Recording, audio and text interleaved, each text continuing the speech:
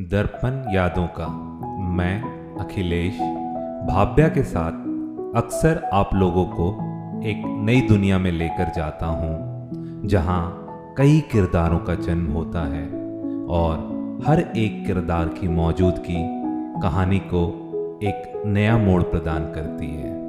ये कहानियाँ कुछ तो मेरी अपनी हैं, कुछ बचपन की सुनी और पढ़ी हुई है। आज की कहानी का शीर्षक है सर्कस।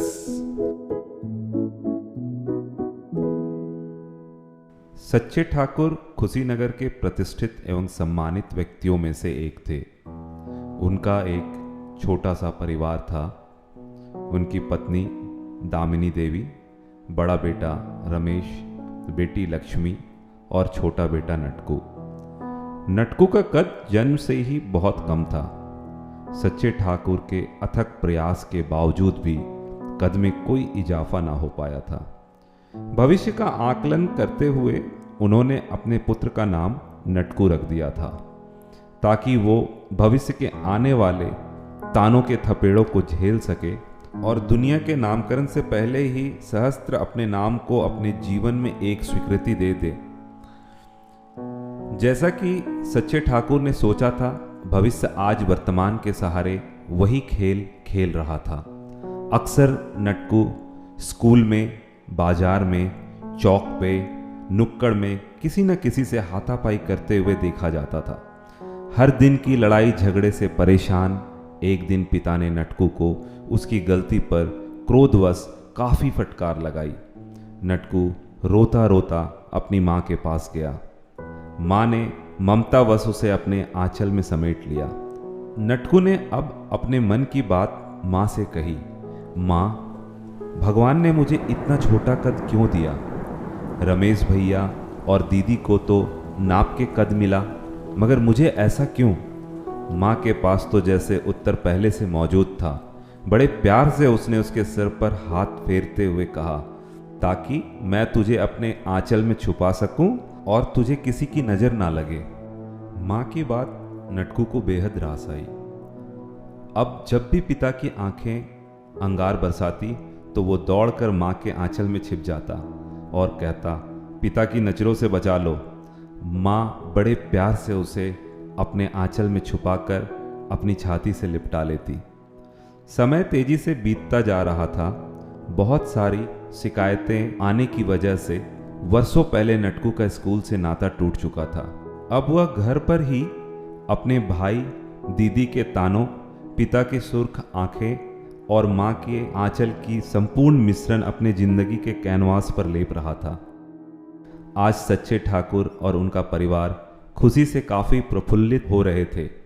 कारण भी था, लक्ष्मी का रिश्ता माधो सिंह के बेटे राजन से तय हो गया था। राजन एक गैर सरकारी संस्थान में कार्यरत था। सच्चे ठाकुर ने अपनी तरफ से दहेज कुप्रथा को जिंदा रखते हुए 5 लाख रुपए देने का वायदा कर आए थे। महकमे में इस बात की चर्चा गर्म थी कि सच्चे ठाकुर अपनी हैसियत से बढ़कर बोली लगा आए थे। आज दामिनी और लक्ष्मी सुबह से ही घर को सजा रहे थे। शाम लड़के वाले मंगनी के रस्म को पूरा करने के लिए आने वाले थे। सच्चे ठाकुर सुबह से अपने पीएफ के पैसे निकालने में व्यस्त थे। काफी कागजी कार्रवाई करने के बाद 2 लाख जुटा पाए थे। शाम उनके दरवाजे पर एक चमचमाती एम्बेसडर कार रुकी और लक्ष्मी के ससुराल वाले मंगनी के सौगात के साथ घर के अंदर प्रवेश किए। सच्चे ठाकुर ने रमेश, लक्ष्मी और अपनी धर्मपत्नी दामिनी का परिचय करवाया था। फिर दामिनी से इशारों में पूछा नटकू के लिए। माँ बाहर की तरफ देखने लगी। सच्चे ठाकुर समझ गए फिर अपने आवारा दोस्तों की मंडली में होगा। सारी रस्में शुरू हो गई। सच्चे ठाकुर ने 2 लाख रुपया देते हुए कहा, बाकी पैसे विवाह के पूर्व दे दूंगा। ससुराल वालों की ब्रिकुटी तन गई।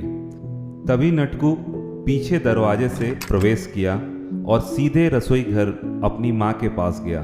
कुछ खाने दे दो। माँ ने कहा, पहले मेहमानों को शरबत दे आओ, तुम्हारे पिता भी तुम्हें ढूंढ रहे थे। अब माधो सिंह और सच्चे ठाकुर बातों में तल्लीन होकर अपने अपने पुत्र एवं पुत्रियों की तारीफ में लग चुके थे कि अचानक नटकू ने उनके पीछे आकर शरबत लेने के लिए आग्रह किया। जैसे ही माधो सिंह पलटकर शरबत लेने के लिए मुड़े, उनके घुटनों से टकराकर नटकू के हाथ शरबत का प्लेट जमीन पर गिरकर जमीन की शोभा बढ़ाने लगा। माधो सिंह को अपनी गलती का बोध होने से पहले ही सच्चे ठाकुर नटकू पर बरस पड़े। इससे पहले बात और बिगड़ती, माधो सिंह ने कहा, जाने दो बेचारे को। ठाकुर साहब, आपको भी नौकर सोच कर रखने चाहिए, बेचारा पहले ही लाचार है कद की वजह से। सच्चे ठाकुर की आंखें फटी की फटी रह गई। कुछ कहते उससे पहले रमेश ने उनके हाथों को दबा दिया। नटकू दौड़ता हुआ माँ के पास गया और करुणावश कहा, माँ मुझे आंचल में छुपा लो, अब दीदी के ससुराल वालों की भी बुरी नज़र मुझ पर लग रही है। माँ को बिल्कुल भी आभास नहीं था कि नटकू का दिल कैसे उनके अपनों ने ही तोड़ दिया था। माँ ने उसे कहा, अभी नहीं, देख नहीं रहा है, दीदी के ससुराल वाले आए हैं। नटकू उदास होकर अपने कमरे में चला गया। रात काफ़ी हो चुकी थी। पिता को अपनी गलती का एहसास था। वो नटकू के सिर को सहला रहे थे। उसकी माँ ने धीरे से कहा, बिना कुछ खाए सो गया। पिता ने कहा, हाँ, खाने को अब कुछ बचा भी तो नहीं था। अपनों की चुप्पी ने ही इसे बहुत कुछ खिला दिया। तुम्हें क्या लगता है दामिनी, क्या मैं एक अच्छा पिता कभी बन पाऊंगा? अब तो लक्ष्मी का कन्यादान भी किसी पहाड़ सा प्रतीत हो रहा है। दामिनी ने कहा, आप चिंता ना करें, रमेश से बात करें, वो कुछ न कुछ कर लेगा। सच्चे ठाकुर ने कहा, मैं बात कर चुका हूँ, उससे भी कुछ नहीं हो पा रहा है। विवाह को अब सिर्फ 1 महीने है, कोई चमत्कार ही हो जाए तो संभव है। अगली सुबह सेठ दीनामल और उनके पुत्र प्रियांक सच्चे ठाकुर के दरवाजे पर दारोगा साहब के साथ आए हुए थे। नटकू ने पत्थर से प्रियांक के सर को घायल कर दिया था। रमेश ने बात को संभाली और सेठ दीनामल को 5,000 रुपये देकर प्रियांक के मरहम पट्टी कराने का आग्रह किया। सच्चे ठाकुर ने भी हाथ जोड़कर माफ़ी मांगी। रात होने को आई थी, तभी पीछे के दरवाजे पर हल्की सी दस्तक ने सच्चे ठाकुर को नटकू के आने का आभास कराया था। आज सच्चे ठाकुर किसी के रोके नहीं रुक रहे थे। अनगिनत बेंत उन्होंने नटकू पर बरसाए थे। कहते हैं कभी कभी शारीरिक पीड़ा उतना कष्ट नहीं देती जितना मानसिक पीड़ा दे जाती है। सच्चे ठाकुर ने गुस्से में कहा था, सब कहते थे इसका कद छोटा है, सोच भी छोटी होगी। मैं गुरूर करता था, मगर लोग सच कहते थे।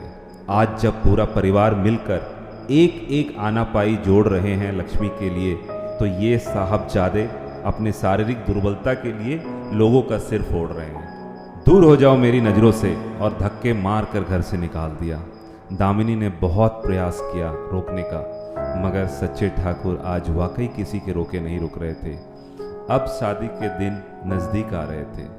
हर दिन तालिका सच्चे ठाकुर को मुंह चिढ़ा रहे थे। सच्चे ठाकुर को अपने जुबान के टूटने का भय सता रहा था। अब शादी में 2 दिन बचे थे।